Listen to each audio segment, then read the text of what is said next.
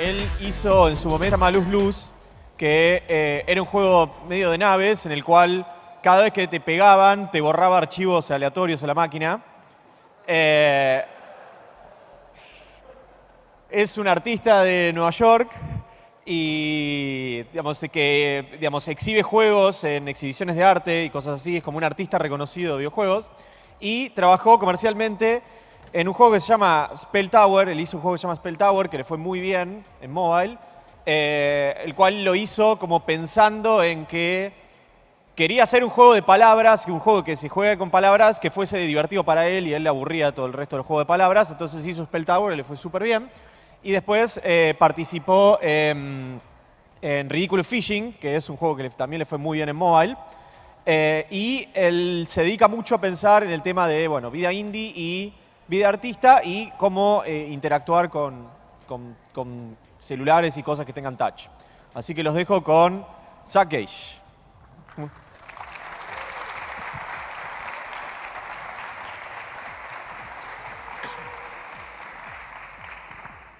Thanks. I hope I don't mumble a lot. I'm going to try to speak very clearly. Cool. So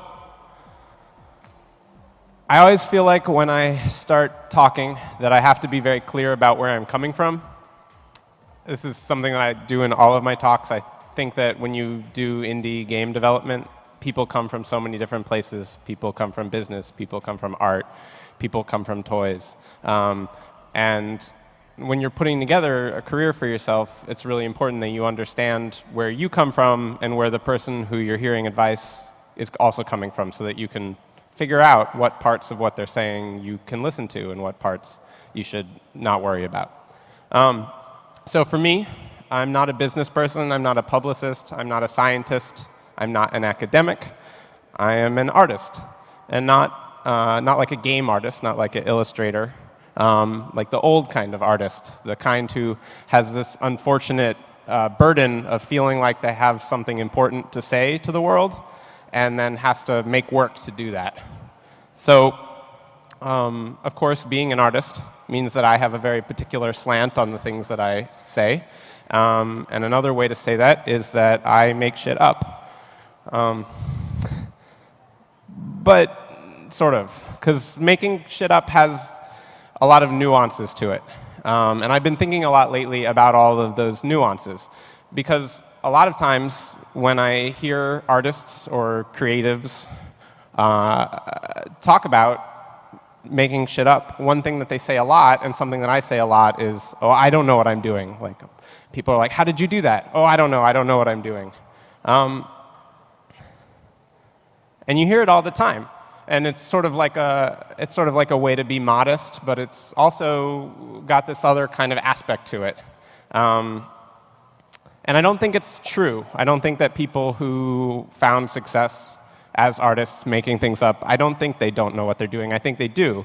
For instance, for myself, I certainly didn't set out knowing how to make successful mobile games. So when I started, I didn't really know what I was doing. And I definitely don't know how to make successful mobile games now, even though I've done it. I couldn't tell you for sure if the next one I make will be successful. So in that way, I still kind of don't know what I'm doing. But if I look back and I look at all the choices that I made to get to where I am now, I can see that I made consistently like pretty good choices. Not all good, but pretty good most of the time. And what that kind of means is that even though I feel like I don't know what I'm doing, I actually do know one thing, and that is I know how to make pretty good choices. So to put that in video game terms, I don't have a good strategy. I don't have an overall picture of what I'm doing.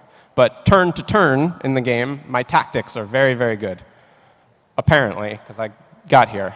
So there are actually two ways to talk about learning. And this relates to how people learn. So the first way, this is a very hard to understand screenshot of Rainbow Six when you're planning, that very old game. But there are two kinds of learning. So the first kind of learning is called top-down learning. And this is the kind of learning that you do in school, or you do it from a book. It's called top-down because when you want to learn something top-down, like if you want to learn C++, you would start with a goal, I'll know C++, and then using either a book or a teacher, you figure out a way to get from that goal down to your level, and then you build a framework, and then you follow that framework. So if it's a book, you would just buy a book, How Do I Learn C++, and you follow all the tutorials in the book, and at the end, you know C++.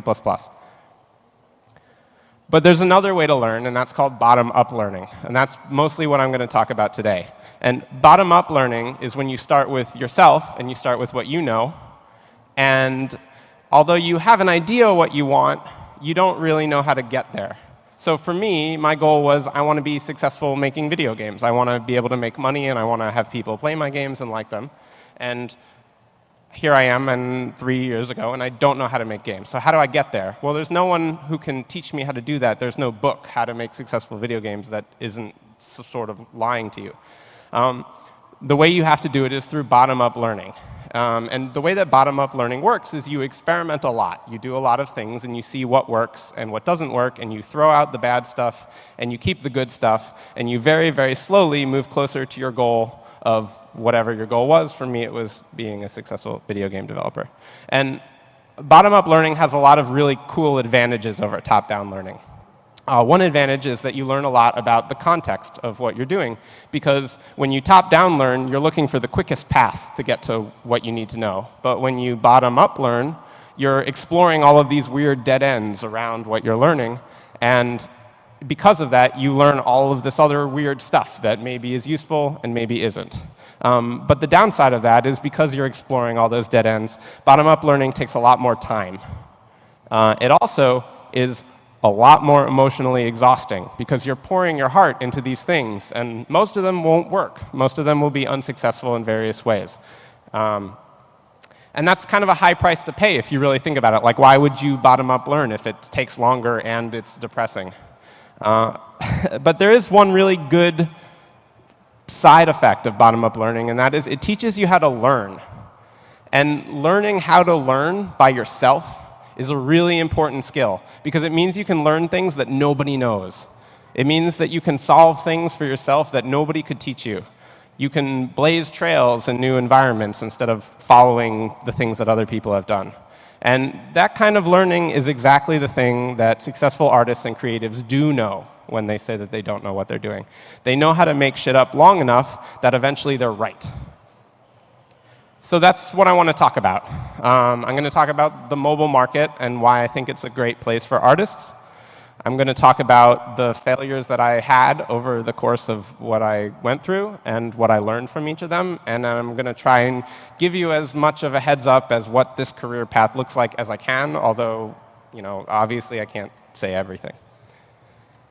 So the first thing to know about mobile, if you're thinking about mobile, and when I talk about mobile, I'm talking about mostly iOS in America. That's the market that I know the best. I know a little bit about Android, and I know a little bit about selling outside of America. But primarily, that market is the market I know. And there's a lot of money in that market. So it's a good market to get into if you can do it. So the first thing to know about mobile market is mobile is weird. Being an indie game designer is weird already. But the mobile game market is even weirder, and it's even newer. And the primary reason for this is because not a lot of people know how to price things on mobile. It's really, really hard. And as an example, the most recent game I released is this game called Ridiculous Fishing, which you can't see the title, but it's there in the background. And it was a collaboration between a bunch of really unbelievably talented guys that I was very lucky to be able to work with, and myself. And it's a game that's been really successful, both financially and critically. And I think, looking back on it, the team that made it is sort of like a supergroup. Not like a supergroup in terms of we were all awesome, but a supergroup in terms of we had all done something on iOS that was successful, and we all got together to make this title. So there were a couple people. Greg Wolwin did the art, and he had previously made a game called Solip Skier, which was one of the biggest indie iOS games in 2010. Rami Ismail and JW as Vlambeer had previously made this game called Super Crate Box, which they put on iOS, and that was also a huge success. And I had made Spell Tower, which is probably one of the biggest indie successes on iOS in the last couple of years. And I'm talking about these things not to brag, but to just say that when we went into launching Ridiculous Fishing, we had this weird problem where we had no idea what to price it at. And we spent months talking about what price we would charge. And in the end, we went with this price of $299 US. We weren't really confident. We thought we got it a lot, but we didn't know for sure that it was the right choice. And my point here is if 3 people who were veterans in the iOS space and had made lots of money in iOS and had lots of people play our games had no idea what to price their product at, then probably nobody has any idea what to price their product at. But the thing is, that's actually good. It's good because there are lots of other people in the mobile space who are competing, who are very powerful. There are big game companies, there are successful indies, there are less successful indies, and there are new people. And the fact that none of these categories knows how to price a game is actually great because it levels the playing field for everybody. It means that indies can fail a lot and can compete with big companies like EA who can't fail a lot, who are really stressing out over their prices. And that's why I think the mobile market is really cool for artists, because it privileges people who explore from the bottom up, people who can fail a lot. And so that's sort of the first lesson. And maybe the biggest lesson is if you want to get into mobile and you want to be an artist, you have to set yourself up with the means to fail, which means you need to be able to fail for a while and not fail hard. Artists or creatives or whatever talk about failure a lot, and it can be really misleading because a lot of artists and a lot of people in the venture capital space will be like, oh, you need to fail as hard, as fast as you can. You know, you need to just fail all the time, and we love failure. But I think a lot of the people who say that don't really understand what it means to fail really hard. They don't understand what it means to fail so hard that you're depressed and you can't make more games, or fail so hard that you don't have any money and you have to go do something else, or even worse. And I think it's because they don't understand the privilege that they're coming in with, and they've inadvertently set themselves up so that they can't fail that hard. And so a couple weeks ago, this guy Charles Huang asked me on Twitter and a bunch of other indies what we did to make money before we were successful. And I think that's because it's really easy in this environment of seeing indies who are successful just pop up out of nowhere. And it looks like there's just this wonderful place to go get all of this money. But the truth is that nobody comes out of nowhere, and all the people you've ever heard about who are indies did a lot and worked very hard to get to where they are before they ever made any money. And I asked a lot of indies how long it took them, and the figure that I tended to get was that it takes 3 to 8 years. Sometimes 3 to 8 years from releasing your first game, not even when you start on it. And that's how long it takes just to be sustainable, just to have profits that are sustainable. And that number actually lines up a lot with my own experience. For myself, it took me 3 years before I was making money. And the weird thing that's even scarier is that, like, I may not ever make a successful game again. I hope I will. I'm trying really hard to, but like, I don't know.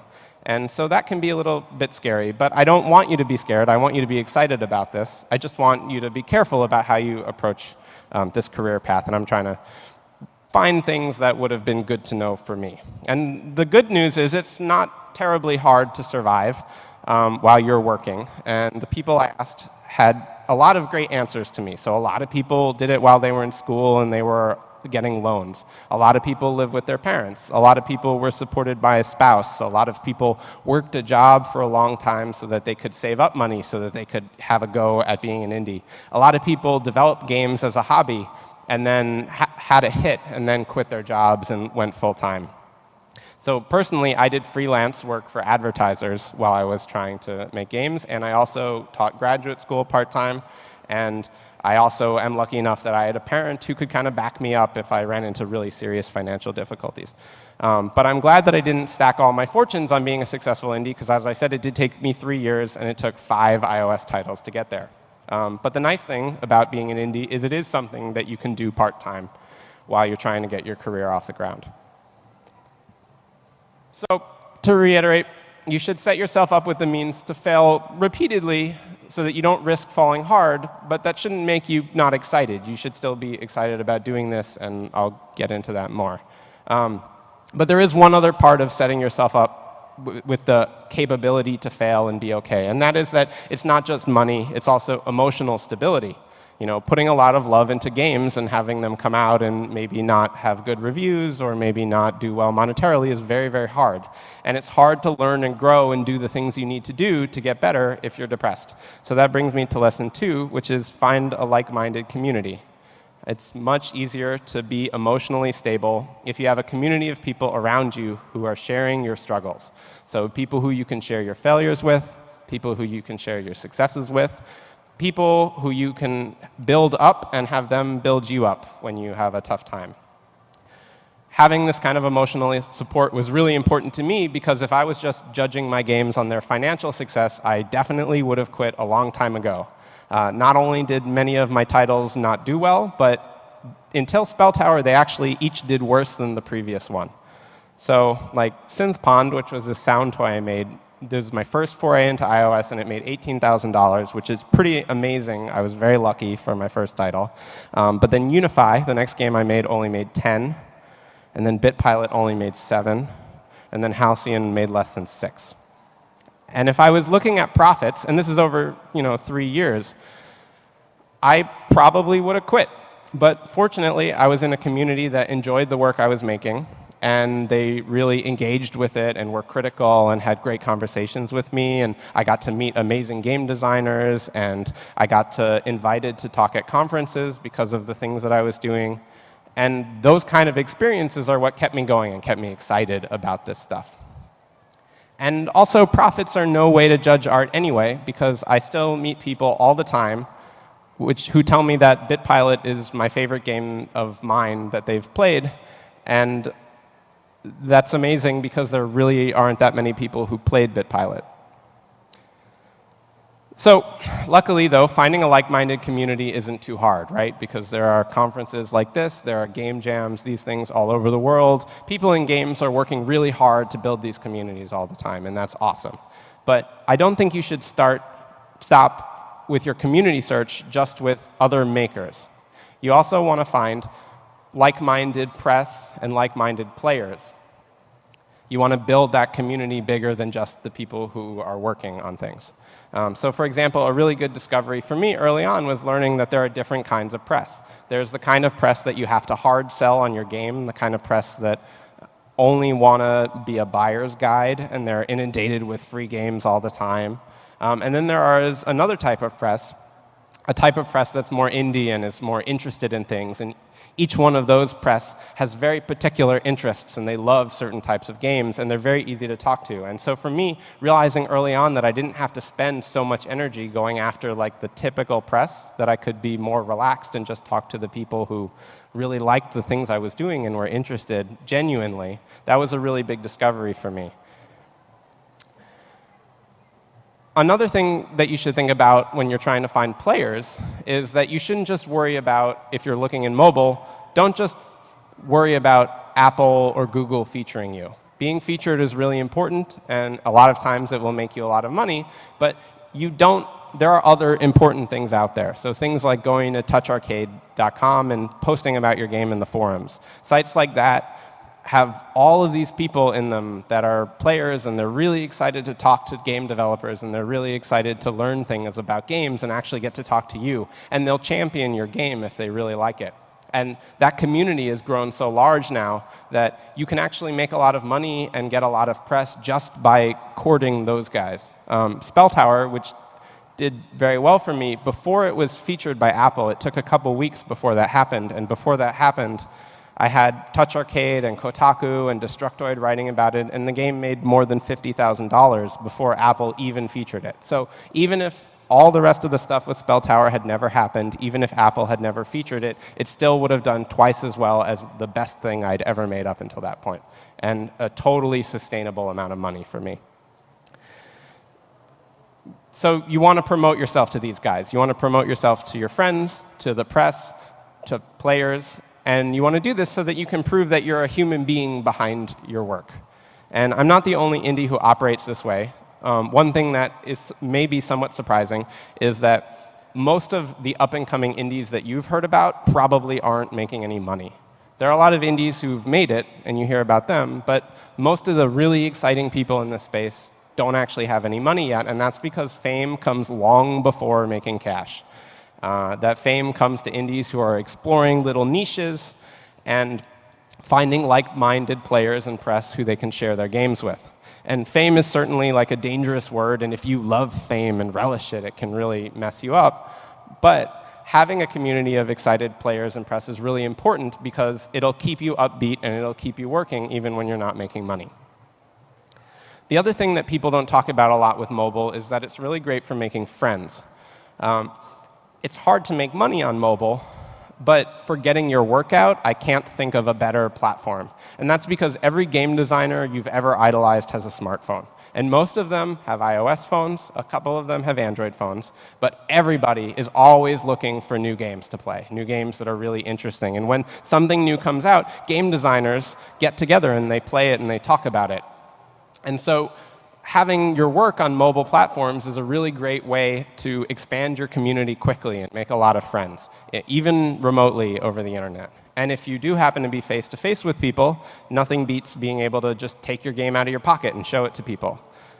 There's really no comparison. Even making games on the web is actually sort of less accessible in some ways than making games on phones.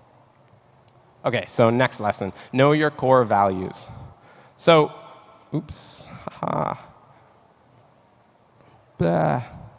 So for example, one of my core values is that I want to make games that encourage and reward curiosity. And this means that my games need to be easy to learn and minimal, but also deep and engrossing. It also means that the games that I make need to be challenging. And I do this because I want to make people think. I want them to really have to engage with the work. Another value of mine is that I really need to enjoy what I'm doing. And that means I have to be constantly learning. I hate doing things more than once, and so I really think about that in terms of how I structure my work. And yet another one is producing work that is holistically sound, meaning games that feel right and play right and look right and are correct for their context. So if I'm making a mobile game, I'm not going to make a game that has 3-hour cutscenes, because it needs to be the type of game that people can just pull out of their pocket. And having these values doesn't just help me locate friends and press and players who agree with me and like the work that I'm doing, but it also gives me a baseline to judge all of my work against. Because it's really easy to look at something that doesn't do well and not really know which decisions you made were wrong. But if you have some core values worked out, it's a lot easier to find the good parts and learn from them. So I'm going to talk about a couple of my games and some of the lessons that I learned from them. So for example, the first game I made was this game called Unify. And it was for iOS, and it was a little block-dropping match 4 game. But it had this twist, which was that you're controlling 2 pieces at the same time. There's a piece on each side, and you control them with your thumbs. And it did all right, and the people who played it liked it. I kept the art to simple shapes and colors because I wanted it to be very legible. You needed to be able to look at the board very quickly and make decisions about what you're doing. I didn't want to distract people with cute creatures when they were already trying to handle 2 things at the same time. And I designed it to start easy, but I made it really difficult the further you went. It was a very hard game to beat. And surprisingly, it actually kind of worked. And my mom beat it, and my fiance beat it, and they're not people who really like to play video games. So to me, I was really surprised that they could handle a very complex, very video gamey task.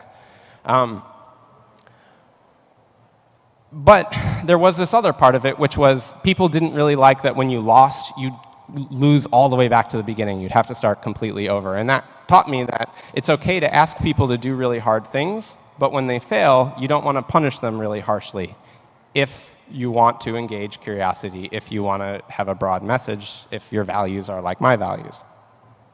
Later on, I put together this clone of Unify called Unify Birds. And I was going to release it and see if it would do better than Unify. It was this very elaborate joke where I was going to release 2 games, one with birds and one without birds, and then make a very accurate poll that showed how a game had done with birds and without birds. This was like right around the time of Angry Birds. And I took this joke very, very seriously, and I made this game almost completely. And even though I didn't ever release it, I showed it to a lot of people. And one of the things that shocked me and was kind of horrifying is that people would play it and they'd go, wow, this is great, Zack. This is way better than Unify. And I was like shocked, because that even came from people who liked Unify. And what it kind of taught me is that I had been very aggressively optimizing my graphics for people who were pros at the game. And I wasn't really thinking about what it was worth to get people who weren't really into the game. And having cute characters, weirdly enough, actually improved the game. It didn't just make people want to play it who didn't want to play it. It made them enjoy it more, and it got them deeper invested in the game. And that was really surprising to me. But it was a really important thing to discover, because I want to challenge people, I want to make people curious, and I want to get people talking. And having appeal helped with that. So the next game I released was BitPilot. It's very hard to see, but I'll get to that. It didn't do particularly well financially, but it did do very well critically. And it was, for me, a game about experimenting with touch controls. When you work on iOS, and it's the beginning of touch controls, and no one knows what they're doing, it's really fun and exciting to me to experiment with touch controls. And what I was interested in is I wanted to make a Twitch game. Like, I wanted to make a game that you could play really fast. And the problem with that is when you play games on traditional platforms where you have controllers or keyboards, you get feedback from those controllers. So like if you're playing Mario and you want to make Mario jump and you push the A button, the first feedback you get that he's jumping isn't the screen, it's not the sound, it's the feeling of pushing the A button in. And then you know Mario's jumped because you're practiced. But on touch devices, you don't have that physical feedback because it's just a touch screen.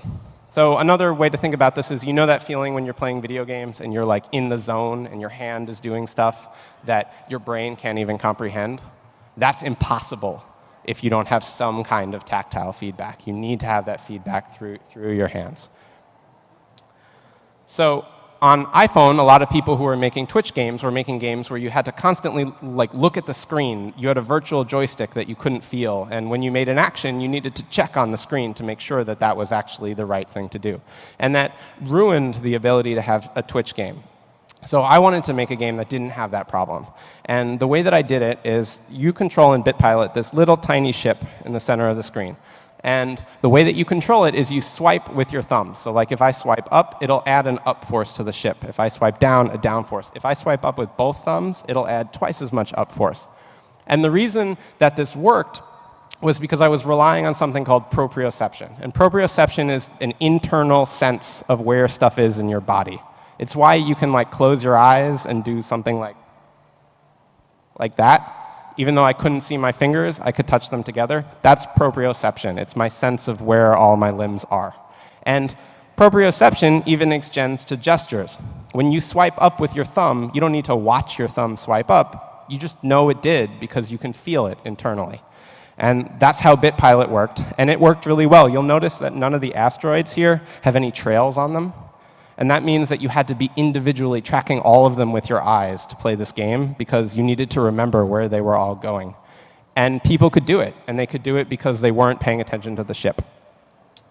So unfortunately, though, not a lot of people really got into this game, even though it had these strong controls. There were a couple problems. One was that it didn't screenshot very well. You know, this is not particularly compelling. It looks like I don't know how to make graphics.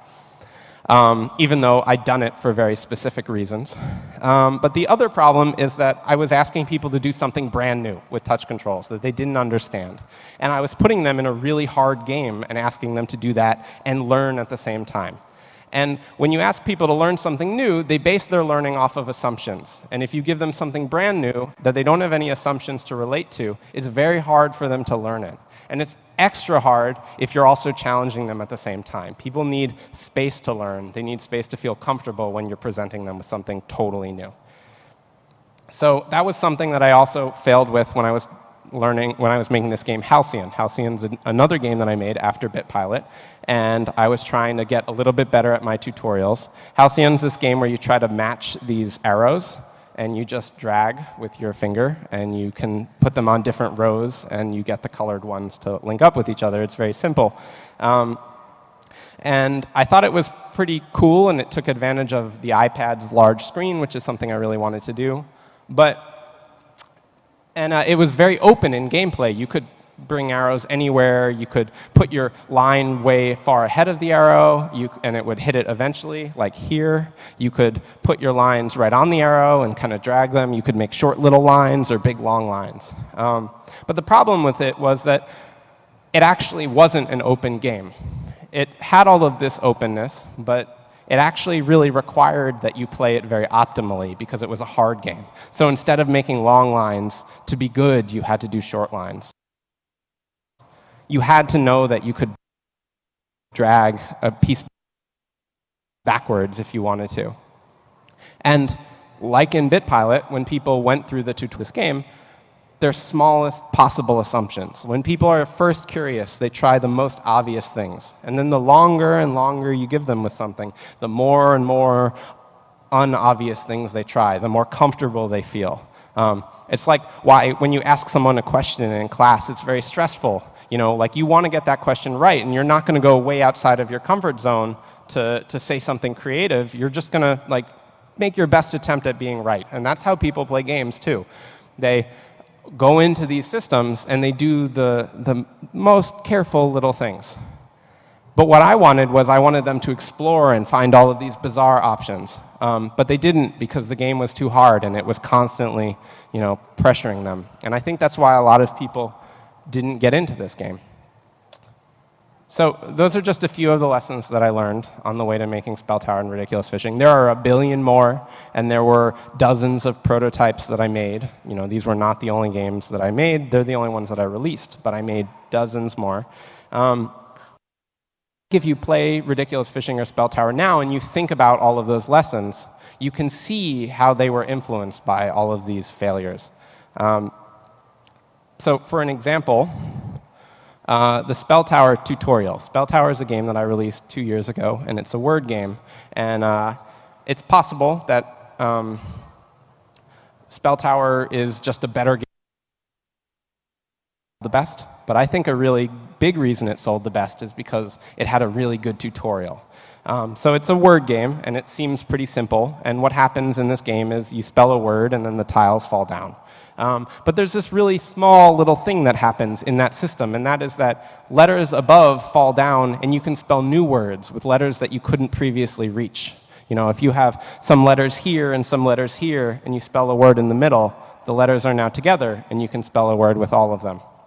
And that's really the key to playing Spell Tower and enjoying it, is understanding that. But how do you teach someone that? You know, how do you get someone to understand that lesson?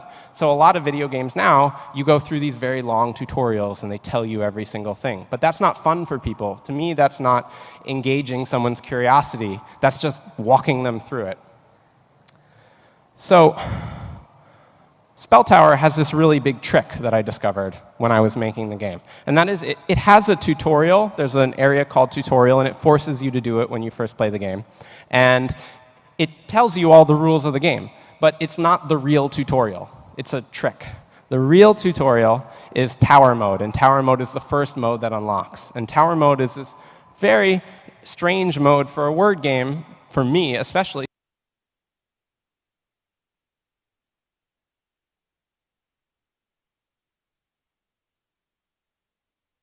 Because there's no challenge. You're just given a bunch of letters, and you spell words, and when you're done, you hit the button that says done. So it doesn't even end the game for you. You have to, people, they start to notice the letters are moving around, and then they discover all these little tricks. And by the time they're done playing this first round of this game, where nothing has been oppressive, nothing is pressuring them, they've gotten comfortable with the system, and they've explored it, and they've started to discover all of these new things, and they've started to feel good about themselves as players.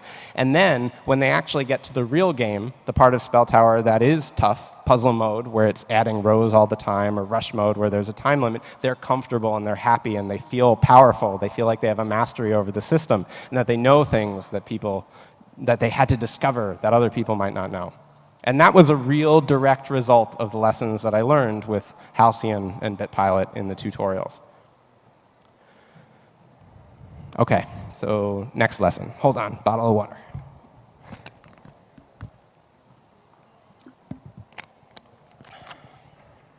When you promote your work, you should promote your work through your values. And this is another reason why it's good to have and understand your values.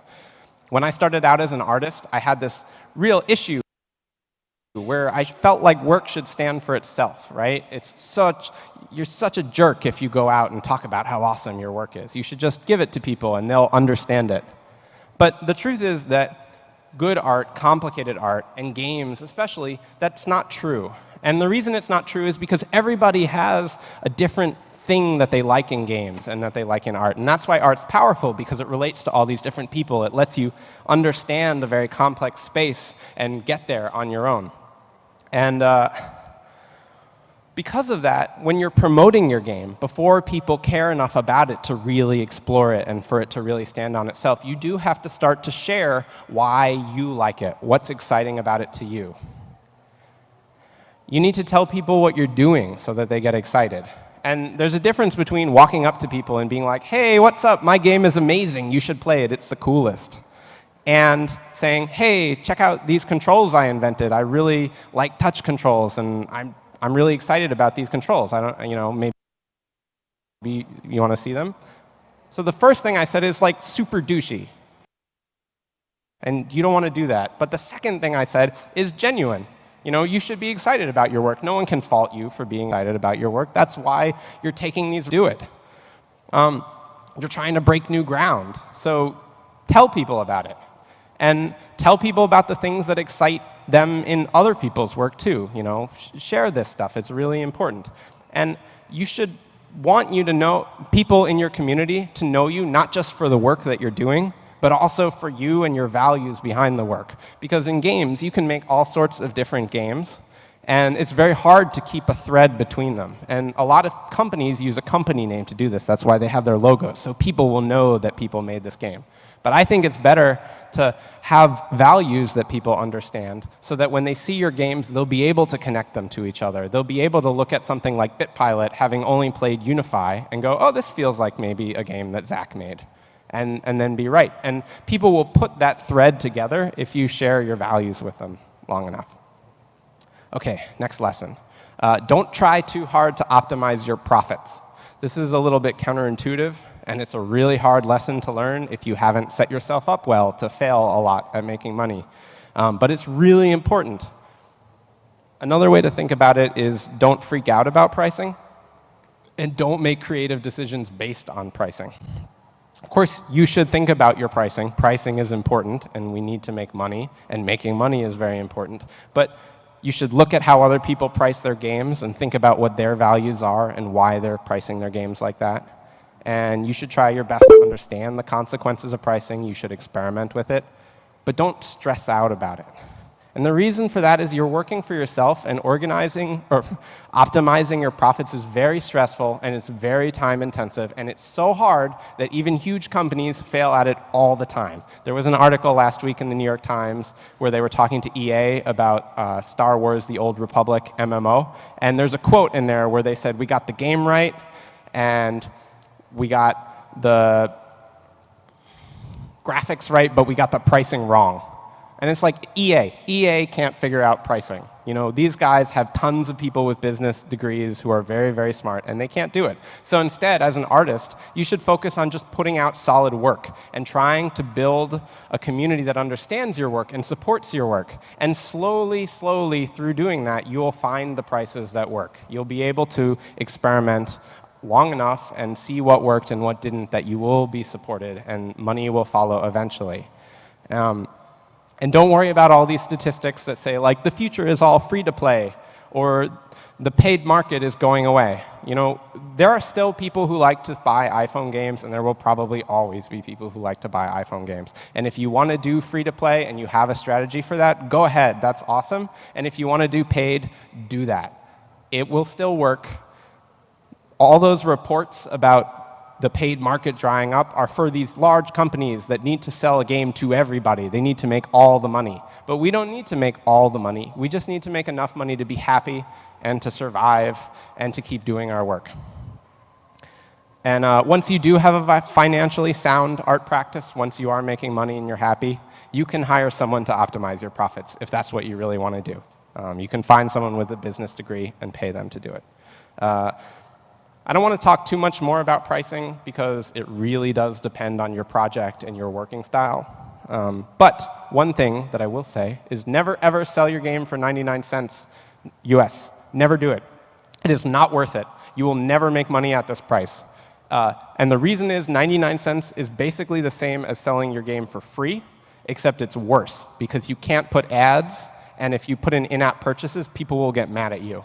So you don't have any of the benefits of free, and you're too low a price to make any money. You can't put your game on sale. It's horrible. So no matter what anybody says, never do this. If you don't know what price to charge for your game and you want to make it paid, sell it for $2. $2 will make you money if it's popular, and it's a good starting point. OK, so with that out of the way, and coming up on 40 minutes, the last thing, and this should be really obvious, but play nice. Like, you're in a community. Your biggest asset is everybody else. There's a lot of drama out there, especially right now on the internet, and it's not ever worth it to get caught up in drama. Everybody here is looking for the same things. We're all struggling and working very hard and putting in a lot of effort, and sometimes it doesn't work out, and that can very easily create jealousy and anger, but those things are never helpful, and you should always stay away from them. Everybody is coming at this community from different perspectives, with different values, with different levels of privilege, and that's why it's a powerful and awesome community. And it's very easy in a space like that to be offensive by accident or have someone offend you by accident, but it's just not worth it to get caught on that. So everybody should just stay open and stay positive, and if somebody angers you by accident, forgive them easily. So, OK, quick recap. If you want to build a career from the bottom up, if you're coming at this as an artist and you're doing it on mobile or kind of anywhere, set yourself up to with means to fail. Be careful about that. It could take you a very long time to be successful in this space. Find a like-minded community. Know what your values are. Promote your work through those values. Don't worry so much about optimizing your profits. Play nice. And then this one is obvious, but like, work hard, take risks, and be open to new things. That's the core part of being an artist, and the thing that artists get to do over everybody else is take those risks. And I know a lot of the stuff I said isn't like strictly about the App Store, but the truth is there really aren't a lot of hard lessons about the App Store. It's a space that's changing all the time.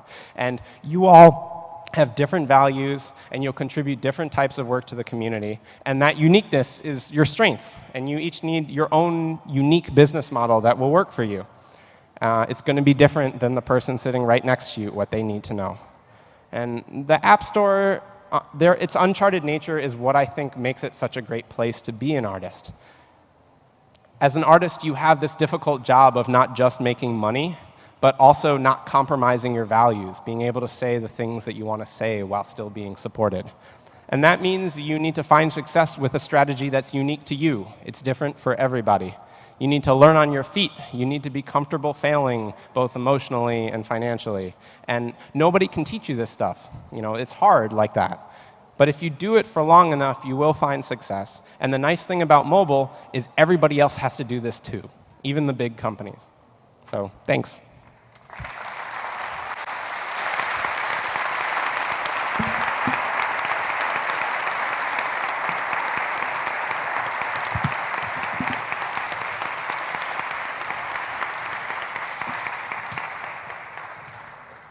Ok, preguntas, pueden venir.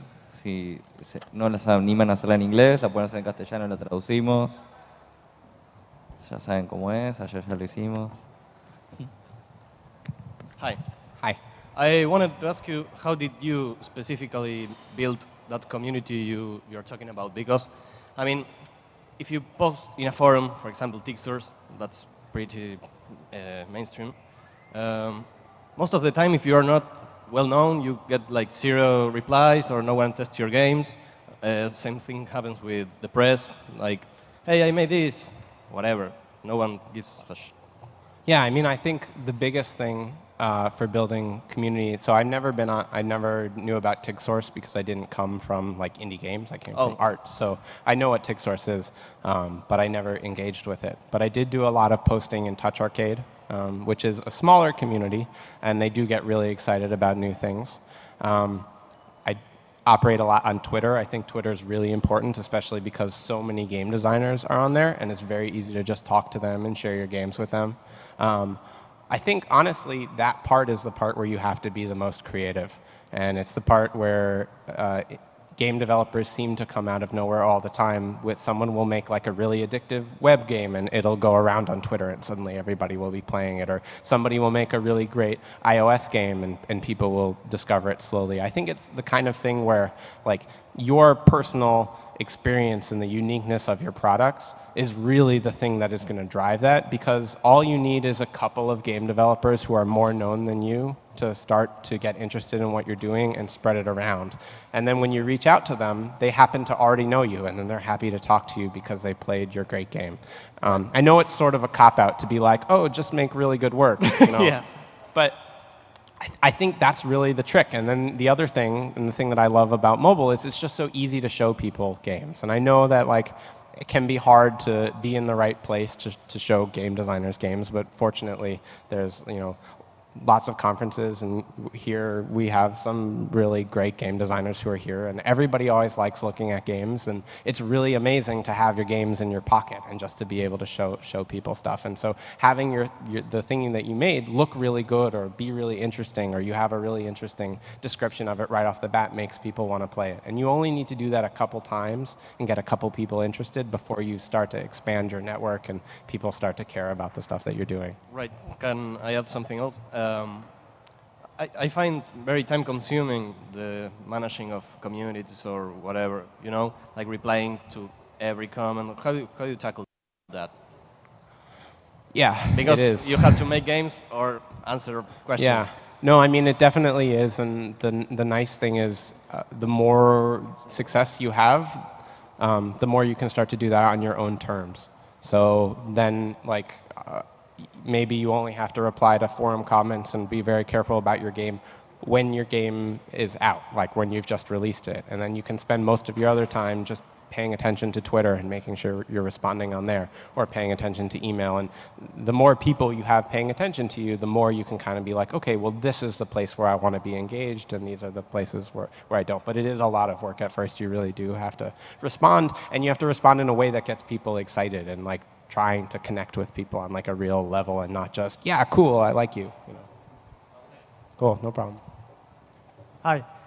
I wanted to ask, you as an artist, do you have any issues communicating your artistic vision to your team, especially to programmers, people that come from a more technical background? If there were any issues for them to accept your artistic vision? Yeah, I mean, so I haven't done a ton of collaboration. I've had some collaborations that really were disasters, and some that worked pretty well. I try to collaborate when I do with people who I feel like are kind of on the same level that I am in terms of like degree of respect. Like when I work with musicians, I like to work with musicians that I love, that I trust, so that when I say like, here's, you know, I need music, and they come back with something, if I don't agree with it and I think it's not right, maybe I'll go, well, you know, maybe they know better than I do because they're really amazing. I think it's harder with programmers because you need to, they're making the thing that you want. But I don't know that I could really speak to that because I program all of my stuff myself. And so I don't know that I have good advice on that. Sorry. Thanks. Hey. So when I have a design, sometimes the greatest challenge is designing a good tutorial or introducing new mechanics through the game. So what I find the most easy way to do this is through the level design, introducing the new mechanics. What's your take on that? Sorry, what was your way that you try to do that? I mean,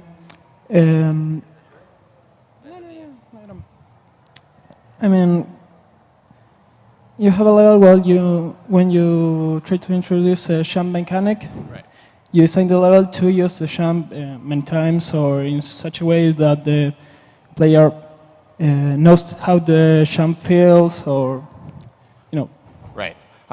Yeah, I mean, I think with when I make games and I think about the mechanics in them, I try to make the actual rule set, like the few things that somebody can do, the number of interactions that they can have, I try to keep that very small, and I'll teach people those. And I'll be very explicit. Like in Spell Tower, it literally walks you through everything, and it says, this is what this does. And most people don't actually read, so it's very important to not try to spend too long forcing them to do something that they can't do. And then have more time where you're letting them explore all of the different sort of secondary interactions. So like, what does it mean when I jump in Mario? What does it mean when I jump and hit this block? What does it mean when I land on something? What does it mean when something hits me? And those interactions, most of the time, you don't actually have to tell people. You can just design your game to teach people that. So I'm very careful to separate how you control the game with what are the things that you need to learn in this world to play the game, and then encourage people to learn those things on their own and build the levels so they're comfortable doing that and not bored. And when you do that, the things that people learn, they're much more excited about it because it's things that they feel like they discovered themselves, even though you've guided them quietly to those. So about pricing, you mentioned the 99 cents rule. Also, I gave you some money just now. Oh, thanks. In a sale, is it okay to lower the price to 99? Yes, definitely. And actually, I'm glad you brought that up, because one thing that I didn't think to include that is really important is 99 cents is a really good sale price, especially if you're selling your game for $2. It's the only sale price. But having sales on iOS, you should be very careful, because what will happen in a sale is the first couple of days of a sale, you'll get all of the people who are really excited about your game who are waiting. And then the longer you wait, you'll start to get people who don't really care about your game but don't mind spending 99 cents. And those people, depending on how well structured your game is, can be very, very dangerous, because people who don't care about your game and are spending a little bit of money at it, they don't mind when they spend the money. But if the game isn't what they wanted, then they get very angry very quickly. And that can really easily happen because you're putting them in a space where they're like, I don't care, I don't care. Oh, wait, actually, I do. This game fucking sucks. Don't anyone buy it. And you don't want that to happen. So the rule that I use for sales, which was taught to me by Eddie Boxerman, who's one of the guys who made Osmos, is have a sale and don't tell anyone how long it is. And as soon as you start to get negative comments, just end the sale. So maybe you have a sale for 2 days, and you get some new people, and then it's done. Thanks a lot. Yeah. Hello. Thanks for your talk. It was great, and I think that this is the most useful talk for someone from Latin America, because these little games and very artistic, very personal, are the kind of games that we maybe are more able to do. Cool. I wanted to talk about you a little about the community, but maybe later, Sure. when we have more time. But I was curious about Ridiculous Fishing. How did you work? Because it was Blumber, right? And in Blumber, there is an artist, and you are an artist, and there is a programmer, and they are from Sweden, and you are from New York. How did that work? Yeah, there was a lot of overlap on that team,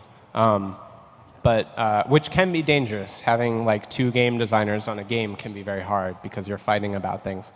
And I think when we first started with Ridiculous Fishing, we didn't know each other very well. And we did well, but it was mostly because some of us weren't paying attention and others were working, and then others were working and I wasn't paying attention.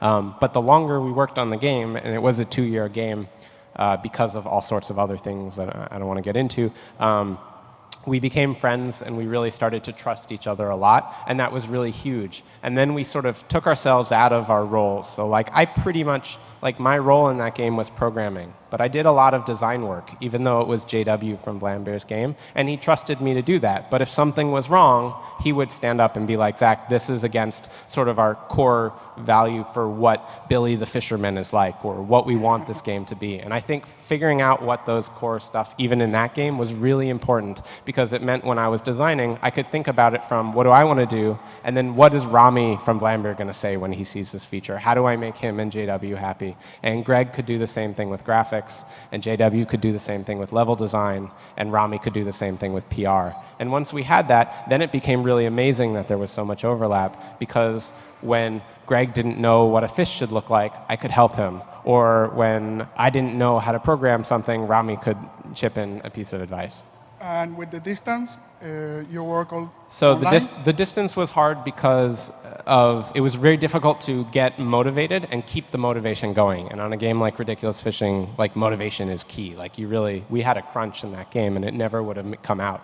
And the way that we did it in the end was Greg was in Chicago, and he flew to New York, and he lived with me for a month. And the two of us bared down on it, and every week or so we'd check in with Lambier. And then the closer we got to the end, the more and more we would check in and the more involved that they would be. Yeah, I wish I had like a magic bullet for working remotely, but I can't tell you what it would be. Well, thanks. Yeah. Just quite short. From a learning curve perspective, when will you say, okay, it's enough for this game, I won't be investing any more time, effort, etc., or keep on trying to do something great? I mean, I think that really depends on you. I think that's something that comes down to different people. I was just talking to Ron about this the other day because I have a card game that I was working on, and I think I'm going to give up on it. And he was like, well, why wouldn't you just push that out? You know, why wouldn't you just release that? And